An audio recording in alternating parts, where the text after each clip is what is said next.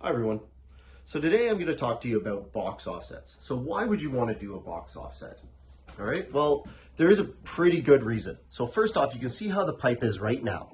That pipe is, if I were to put this straight on the wall and I don't do a box offset, you can see it is off the wall, off the wall, off the wall, all the way up to that point there. I can't really make it go up against the wall any further than that. It really would mess up your bends if you tried to bend a piece of conduit like that and join into another box.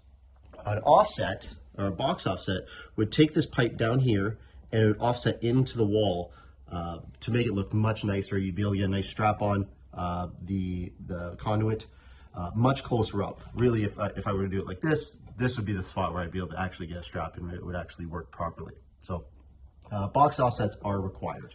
Now, how do we go about measuring for a box offset? Well, first thing you want to do is you want to take a measure in between from the back of the wall or your project board, whatever you're working on, to the back of that connector. So this spot right here where my tape measure is butted up against.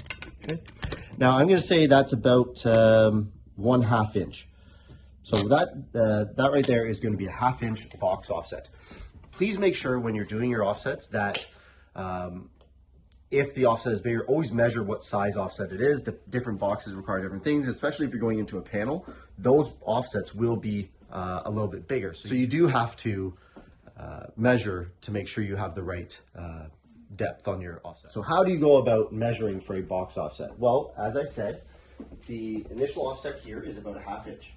Now the chart, which is up on screen now, states that if you're doing a box offset at say 10 degrees, which is what I recommend for this style of offset, a little box offset, and I recommend the 10-degree one because it's a very shallow bend and it will kind of taper it out nice and even to the wall itself. If you do much more than that, you probably won't be able to get a nice bend here, or it will bend too far in to the actual project board or in behind your offset or your box itself. It won't work properly. So you do want to use as shallow of a bend as possible. 10 degrees works out nicely.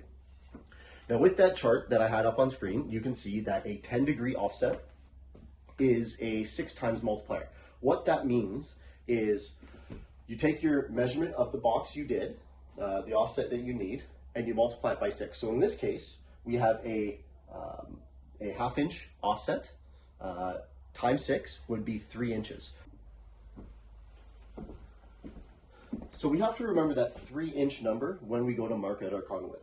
So first thing I want you to do when you actually get your piece of conduit and you're measuring this out, I tend to start at roughly 2 inches down from the end of the conduit itself.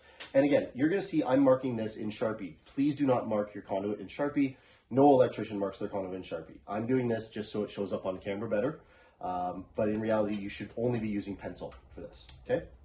So I tend to start about 2 inches down from my conduit, and that just gives room for the end of the bender to basically get where it needs to go, and there's enough meat on the conduit itself right here sticking out, and I'll illustrate that in a second. So we're going to measure our conduit about 2 inches down. We're going to put a mark on that conduit, just like this. Okay, so we have our 2-inch mark down on our conduit. And then the second mark we're going to do is roughly 5 inches because, as I said before, 3-inch conduit. Now, I did pre-mark that already. And for the purpose of you being able to see it, I'm marking my mark all the way around. And I do recommend you do this with a pencil anyways, just in case you have to take out some of that bend. It does make it a little bit easier so you know exactly where you bent your marks from. So when we actually go to start bending our conduit, we're always working from the end in. So our first bend is going to line up, and showing you now, this is why I chose 2 inches to start our bend right here, because now we do have that little extra bit of conduit sticking out here. This will give you enough room for a connector into the box nice and comfortably. You're going to measure and line up your first mark with the top of the bender mark itself. As you can see, it is lined up there. Some benders do have an arrow on the side also that you can use to line up your bend.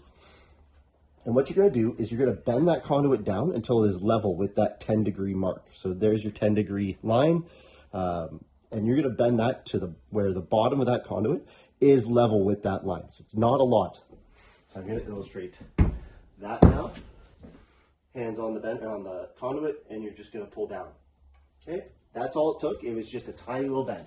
Now you can see that the pipe, that conduit, is level with that 10-degree bend. The next step is to flip that conduit 180 degrees all the way around. And you're going to have to kind of look down the conduit itself through the top and just make sure that that conduit is actually flipped around 180 degrees. If you don't flip it 180 degrees exactly, you're going to get what's called the dog leg. So it's the conduit is going to offset one way or another. It doesn't look as good. Okay. So once you're confident you have it lined up exactly 180 from the original point, you're going to do your second bend.